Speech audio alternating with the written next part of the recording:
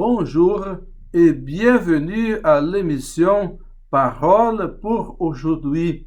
Nous lisons la première lettre de l'apôtre Paul aux Corinthiens, chapitre 15, du verset 1er au verset 8, qui parle de l'événement de la résurrection du Christ qui a eu lieu selon les Écritures. Nous lisons ici que Paul rassure la communauté de que l'évangile qu'il a prêché jusqu'ici est digne de foi. Cet évangile s'appuie sur une base solide, qui est la résurrection du Christ selon les Écritures, c'est-à-dire selon la volonté de Dieu.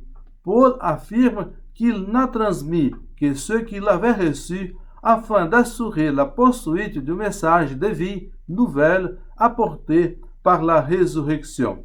Nous lisons: « Je vous ai donc transmis en premier lieu ce que j'avais moi-même reçu, à savoir que le Christ est mort pour nos péchés selon les Écritures, qu'il a été mis au tombeau, qu'il est ressuscité le troisième jour selon les Écritures. » Cela est écrit dans la première lettre de l'apôtre Paul aux Corinthiens, chapitre 15, versets 3 et 4.